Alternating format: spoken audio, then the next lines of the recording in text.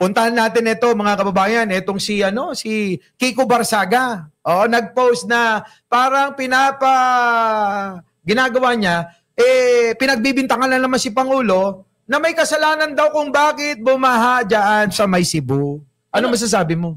Partner, alam mo sa totoo lang, alam mo, isa ang Cebu sa pinagkuhanan ng Dolomite. Alam naman natin yan. And hindi ko makikita yung hindi ko makikita yung problem na sasabihin ni Congressman Barsaga na dahil kay Pangulong Bongbong Marcos bumaha Cebu. Bakit? Panahon ba ni PBBM? Yung mga flood control doon? Panahon ba ni Pangulong Bongbong Marcos yung mga pinagpapagawa na palpak doon? Correct! Di ba't way back 2016 up to 2019. 2018? 2019. Yung mga flood control na yan. Alam Sino ba yan? Ito, mawalang galang. Yung Kiko Barsaga. Yung Kiko Barsaga. Partner, mawalang galang. Sige. Mawalang galang, no? Bastos Bastos talaga yan. Bastang bunganga Sobra na Wala na sa lugar tong tao na to. Ako sinasabihan kita. Ikaw, Congressman Barsaga, makinig ka. Yan, makinig ka. Koy, balata mo yan. Susunod ako. Makinig ka sa akin, Congressman Barsaga. Bastos ka talaga ba? Wala kang respeto. Sino yan? Alam mo, malayo pinagkaiba mo. Kanino? Sa tatay mo. Sino yun? Yung tatay mo may respeto Kunyari lang. Yung tatay mo may respeto Hindi, ako yung tatay. Totoo, yung tatay niya. May respeto, si Pidi. Panahon ni Pino. Partner, isa ka makakita. Sasabihin mo, isisisi mo kay Pangulong Bongbong Marcos lahat ang nangyayari ngayon. Isisisi mo sa kanya, lahat ba ng issue ng flood control kay Bongbong Marcos? Hindi. Hindi ka nga makapagpatunay, wala kang mailabas na ebidensya. Bunganga. Putya, puro abunganga, puro angaw-ngaw sa Kongreso. Ito nga, pinahiya siya ng isang bata. Kaya nga sabi ng bata, oy, wow mahiya ka naman sa... Panot din kasi to. Kaya yung buhok niya nakalaglag Pero ito, madagdag ko lang episode natin, panot Benga, panot. Pare, madagdag ko lang. Di ba nung eleksyon, halos tumanghod ka sa harapan ni Pangulong Marcos. Manalo ka lang. Nanunumbat ka. Hindi ako nanunumbat, partner. Hindi ako nanunumbat, partner.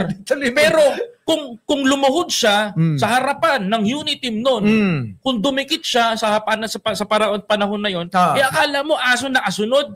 Tapos babanata mo si Presidente na ikinampanya mo rin naman sa Cavite. Tama. Sasabihin mong ganyan? Sisiraan mo yung tao? Alam mo, ikinain niya rin yung lahat ng sinabi niya. Alam mo ginagalit mo si Koy. Ikaw kay Barsaga, dati ang yabang mo ngayon. Wala ka namang ginagawa katulad ka ni Pulong. Dati natatanda mo, pader lang kausap mo. Sino ba yung congressman ba yan? Si Kiko Barsaga. Di may nagawa ng batas yan. Wala pa rin. Parang si Pulong yan. Parang riding in tandem yan Parehas walang kwentang tao. Ako sinasabihan ko na ganyan si Congressman Barsaga because it's foul. Foul na Paano kung wala magsasalita, patuloy siya magsasalita ng ganyan? It's make nonsense nga. Yung nonsense niya, sinasakyan ng iba, na kinakagat ng iba, marami malalaso ng utak na tao. Tama.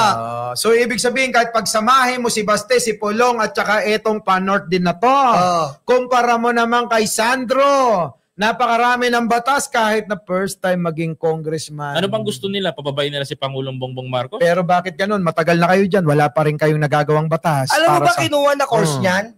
Alam mo kinuha na course? Ninakaw? Ni Kiko Barsaga? Ninakaw? Hindi. Hindi. AB Normal, Major in Mandaluyong. Di ba? Yan ang course mo. AB Normal, Major in Mandaluyong. Tapos andayo mo napapaniwala, punasan mo muna yung laway mo dito. Sa loob, sa labas. Dito, kadiri ka. Bago ka dumaldal, gumawa ka ng batas dahil ang congressman, legislador, gumagawa ng batas. Hindi trabaho ng congressman mag-video-video, parehas kayo ni Pulong. Si Pulong pala post. Ikaw pa video-video, Sandro. Si Pulong, sabi mo? Pala post. Hindi. Pala booking. Oo nga, Pulong. Pala booking ka. Diba? Ba't di ka gumawa ng batas? Kaysa man-booking ka. Oo, anong batas? Anti-iot bill. Ba't di ka ganun gumawa ng batas na kung saan pag ang babae, napainom mo na, napakain mo, 1,000 na lang. Gawin mo yung anti-iot bill. May magawa ka naman, Pulong. Nakita namin yung time card mo sa Congress. Walang pads. Walang tao. Wala Wala, ang linis. Ang linis, Pulong. Trabaho ka naman. O kaya anti-bongo bill. Sabihan mo rin yung anak mo. Baka magmana sa'yo. Yung anak mo na ang dami 7-Eleven. Ang dami 7-Eleven. May nagawa na bang batas? Wala pa rin. Matatapos na naman ang 20th Congress. Nako. Ang tindi, no? Paano nakakalusot tong mga to? Akin lang Tayo mga kababayan natin, mga Pilipino, tayo taxpayer. We are the taxpayers. No? Tayo nagpapasahod sa kanila. Correct. Tayo ang employer nila. So magtrabaho sila para sa bayan. Ang pananaw nila hindi ganyan. Ang pananaw nila kasi hinalal nyo ang mga Duterte, kailangan paglingkuran. Hindi sila maglilingkod sa taong bayan, sila ang paglilingkuran nyo. Ilalayo pa ba yan? Tignan nyo naman si Sara. Paprangkahin ko na. BP Sara, mahiya ka naman. Hinalal ka namin, hindi ikaw ang paglilingkuran. Anong ginagawa mo? Biyahe ka rito, biyahe ka ron. Buti sana kung tulad ni Pangulo may dala ka na magandang balita para sa bansang ito. Hindi. Kung hindi, anong ginagawa mo? Sinisiraan mo, pinagtripan mo kahit yung pinagawa ni Apo. San Juanico Bridge ba ka mo? Ano yung sabi niya? Yung San Juanico Bridge daw ay may korupsyon. Hindi daw ito tourist spot, sabi niya. Sorry, my pulse. Pero sa akin lang, sabihin ko lang to in front of many Pilipino na nanonood sa atin. Hindi ka mananalo kung walang unity. Tama. Hindi ka magiging vice president kung walang Bongbong Marcos sa tabi mo. Yan ang sasabihin ko. Eto. Nangyari sa Cebu ngayon. May bagyo. Nasan ka, Buday? Nasa ibang bansa. Kasama ni Barbie. Happy birthday, Barbie! Happy birthday! Dalaga ka na. Kitang-kita namin yung post mo. Tumatanggap ka ng roses. Di mo ba? Ni Hoy. Wala sila. Alam mo, kada sinisiraan nila si President Marcos. Hindi nag-generate ang boto sa kanila yun eh. Kasi nga sabi sa banal na kasulatan, ang siyang ibinababa ay siyang tinataas. Ang siyang nagpapakataas ay siyang binababa. Amen. Kaya kita mo. Wala raw na ba? May magpapas ka. Kaya kita mo, partner. Kaya kitang-kita mo. Kahit anong susog niya kay Presidente Marcos, nakababanat niya ng banat. At kahit anong sira niya sa mga OFW, partner, nasa ibang bansa tayo. Alam natin, naririnig natin yung boses ng OFW. Sinisira sa harapan nila si Presidente. Alam mo ang sabi nila? Alam mo, isa lang sabi, hindi ka mananalo na pagka-vice-presidente kung wala si Bongbong Marcos sa tabi mo. Correct. Everything. Mismo nagsasabi niyan, mga OFW sa Hong Kong. Ito lang if we talk about legacy, there's no one can compare about the Marcoses. Everything you use right now, National Kidney, LRT, the Blueprint, Children's Hospital. Children's Hospital. From our OFW outside there in the country. Kung saan nandoon ka mo si Takero ngayon. Yeah, Takero. Shout out to you. Pagpagaling ka dyan. Pagpagaling ka. Okay? There's no one can compare about Marcos, You're using everything that Marcos built. Alam mo partner, ito maganda dyan.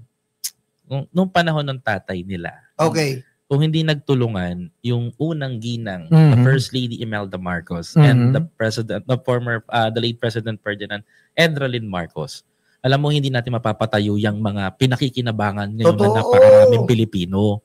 Yung mga pinundar nila dahil sa pagmamahal nila sa bayan. Tama. Kaya natatawa ako sa mga hindi nakaka-appreciate. Kaya nga eh. Diba? If mababalik na, I saw the video yung napanood ko na si Madam Imelda Marcos bumisita dun sa sa Children's Hospital. Aba, sabi niya, bakit ganito na. Gusto niya aksyonan, pero wala siya sa power. Pero tingnan mo ngayon, yung trabaho ni Pangulong Bongbong Marcos, tinriple niya yung gustong pang mangyari ng kanyang mga magulang sa Pilipinas. Teka lang, Koy.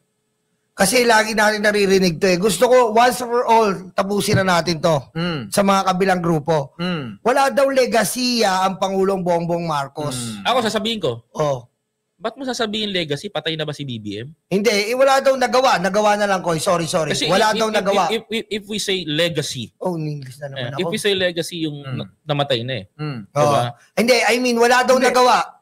Sorry, I'm Pauls. Pwede rin kasi na kapag wala ka na sa pwesto, maaaring tawagin ding legasiya. Oo. Ano ang legasiya mo tulad ni Digong? Oo. Tanungin natin, ano ang legasiya ni Digong dahil wala na siya sa posisyon bilang presidente? Meron ba? Pogo.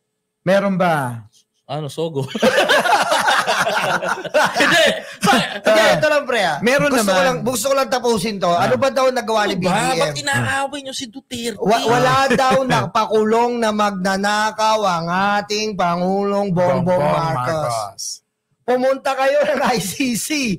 Yun, nakakulong ang magnanakaw. Pumunta kayo sa Pasig, nakakulong manyakis. Manyakis. Sabi ko sa inyo, inuna ng presidente ang pa, pasimuno. Diba? Bumilang kayo ng araw, may susunod na rin doon sa Netherlands. Yeah. May susunod na, balita ko, no? Susunod na. Pero susunod natin yung topic yun. Dahil yung guest natin, no?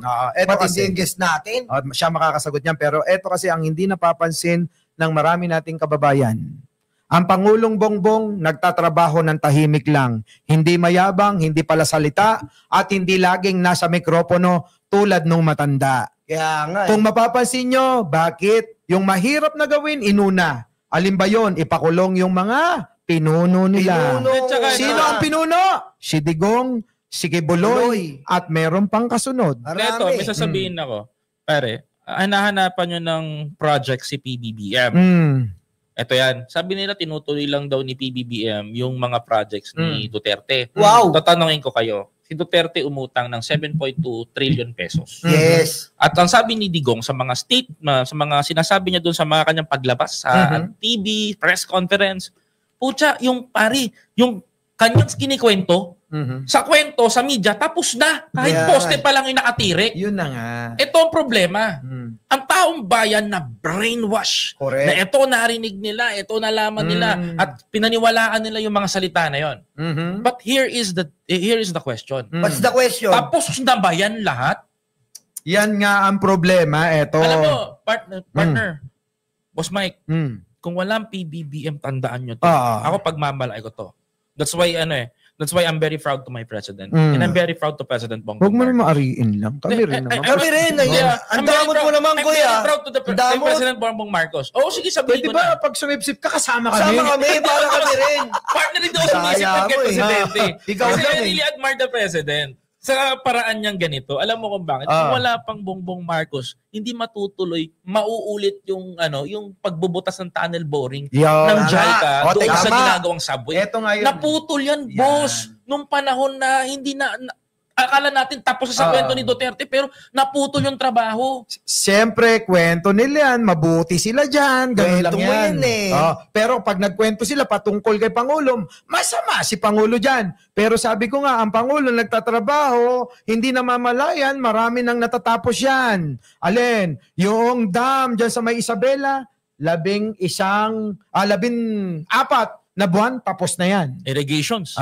Kita nyo naman, yung patuloy na ginagawang subway, diba? Yung sa ilalim ng lupa, malapit ng masakyan. Ano ba yan? Yung LRT, hindi pa ako tapos kasi kapag isa-isain ko to, hanggang bukas tayo dito. Tutuloy ko pa ba to? Ayan na naman binanggit na naman yung Isabela para nananadya Kasi nga, maraming naudlot na proyekto nung panahon nung tatay nila na pinondohan at ang taong bayan ngayon na nagbabayad ng utang. Saan ka naman nakakita? Sa pamamahala ni Digong, mga kababayan ko, wala pa yung Riles, dumating na ang bagon. Nung ilatag yung bagon, hindi magkasya yon. Hindi lumapat sa Riles, yung gulong ng bagon. Anong nangyari? Ibinalik yun. Inayos ni Pangulong Bongbong. I-readjust ni Pangulong Bongbong yun. Tama yun. Sabi ko nga sa'yo walang magtatama sa mga palpak ni Digong kung walang Bongbong Marcos. Correct. Tama. Isipin mo kung hindi si Pangulong Bongbong Marcos yan, wala na. Paano mo i-correct? Diba? Doon na lang sa AJK, paano mo i-correct yun? Di gusto nyo, ba't tayo ba ipagbalaki yung Dolomite Beach na sumasalo ng basura ng Cavite? Ipagbalaki nyo, Dolomite Beach, Tatay Tigs yan. Ito nga ngayon ang issue. Gustong imbestigahan ng Dolomite Beach. Kasi nga daw, nagiging dahilan ng pagbara ng daluyan ng tubig na baha galing sa kamay nilaan. Correct. So, ibis na makatulong, naka-perwisyo pa yan. Ngayon, dahil nga nandiyan dyan na yan, gawan na lang ng solusyon yan. Dahil kinurap yung pondo na halos 4 na 100 milyon, yung tubo nadadaanan drainage, nadadaanan sana, hindi umabot hanggang dulo. Bumara yung Dolomite mismo. Bakit? Hindi nila tinansya na kapag umagos, nagkaroon ng malakas na bagyo, rin yung buhangin na artificial, bumabara sa butas. Alam mo, naging yan yung first content ko nung mga nagdo-Dolomite vlogger ako noon Una, tuwan-tuwa ako kasi nakita ko, wow, yung Manila Bay, pinaganda ni Digong. Wow, ganito. Pero, let's deep dive to the deepest part. This is, ang Dolomite Beach is fake, peking muka ni Duterte yan. Sinabi niya na pinaganda niya yan to have a good image sa taong bayan. Yes. But still, the question is, gumastos tayo ng milyon piso. Daang milyon, no? Daang milyon piso, correction sa Dolomite Beach. Ang ending, hindi naman wala naman income, wala naman balik sa gobyerno, hindi ko nakita. Ito nga kasi paano naman magpupunta na diskubre? Masama pala sa kalusugan. Yung nalalanghap na, alikabok mula dyan. Oo, naalala ko dyan Ngayon, nung araw, natatandaan ko pa, panahon ni Apo, Lakay, Marcos. Ito yan ang aming sisiran kapag ka ikay hinihika. Totoo yan. At yan din ang lubugan kapag ka ikaw ay may naggalis-galis. Kalkal. So habang ikay nakaupo sa malaking bato, sa gilid ng pangpang, masarap ang sariwang hangin. Pwede kang lumangoy, malinis yan. Ewan ko ba, mula nung napalitan, pumalit si Cory, yung kurikong, hindi na gumaling. Kasi nga wala nang Manila Bay na pwedeng pagdalhan. Kailangan gumastos ka pa. Pumunta sa may Batangas, pumunta ng Subic para makalubog ka. Alam mo, malaking bagay sana yan kung nag-generate ng income yung Dolomite. Sasagutin uli kita. Alam mo, sa totoo lang, pwede naman pagandahin yan nang hindi ka gagastos ng daan-daan. Tama. Sabi ko nga, lilinisin ba? Ang dami nating tupad ngayon, pwede nang doon i-assign.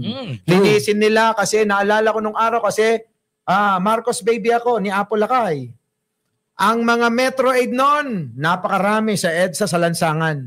Makikita mo talagang malinis yan. Metro Aid, masisipag nung araw. Hindi ngayon, makikita mo, magpapapicture lang, ibibigay, i-send sa kanilang boss, nagtatrabaho yan. Yun na lang. Tama. So, imbis na itong mga itong mga tao na ito na mga sinisweldo ng gobyerno, bakit hindi natin gawin para makita magtrabaho, pagandahin, yung alin? Yung Manila Bay, yung mga sinisweldohan. Di ba? O ngayon, hindi mo kailangan tambakan ng Dolomite Beach. Correct. Ang Dolomite Pebbles and Sands. Nagaling na nga Cebu. Yung mga Dolomite sand na yan. Dolomite sand and Dolomite Pebbles. So ngayon, malapit na kaming matapos. 2 minutes na lang. Maraming salamat sa inyo. Sabi sa'yo bitin to Sabi ko na nga ba, mabibitin tayo rito. Kami dito. Gusto namin magpasalamat sa inyo sa pagsuporta nyo na walang sawa sa amin. Nandito po kami, ang Bengador. Hindi pa nag-iinit to. Wala pa po. Inaantok pa kami nito. Kumbaga, introduction pa lang namin, nakita nyo kung gaano kainit ang Banatas. Hoy, sabihin mo yung susunod nating episode, umaapoy. Sinasalansan na namin yung mga detalye para sa taong bayan. Dito, walang preno ang gagawin namin upang mas lalo nyong maintindihan ang totoong issue at problema sa bayan. Dito sa Bengador. Hindi bitin Maraming reklamo. Nagre-reklamo yung mga tao, bitin daw sa amin But anyway, mga kababayan ko, huwag kayong mag-alala sa susunod naming pagbabalik dito sa Bengador.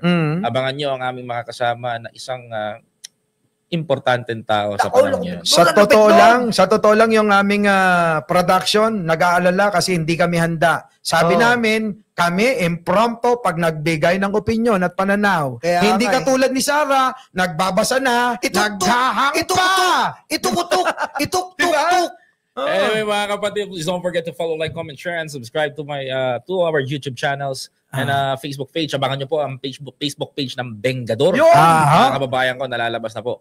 soon as possible. Boss Mike, ikaw na. At syempre mga kababayan, huwag niyo pong kalimutan na kami pasubaybayan tuwing umaga at gabi. Anumang oras ay maaari kaming mag-live sa aming mga channel dahil kami po ay una pa lang na araw na ito na aming pagsasama-sama dito sa aming pamagat na Bengador. Abangan nyo po yung mas matindi sa susunod. Maraming salamat po sa inyo. Kami po ang Bengador, ang bebengka sa mga fake news dahil kami ang apoy na susunog sa inyo. Thank you po. Kapag kamay, sala. Walang kawala ang may sala. Kaya nandito ako eh. Hindi. Kasi episode pa lang ako kaya nagkamali. Hindi, sinadya ko yung kasi. Doon muna. Walang kawala. Ang may sala. 1, 2, 3, go. Walang kawala. Ako muna. Sige. Ako dito sa akin. Game. Okay, 1, 2, 3, go. Walang kawala. Ang may sala. Yun! Kita nyo? Okay na? Isa pa daw. Okay, game. 1, 2, 3, go. Walang kawala. Ang may sala. Yun! Bengador ng bayan. Anyways, maraming salamat po. Alright. See you soon, guys. Bye-bye. Love you all. Ingat po palagi. Love you.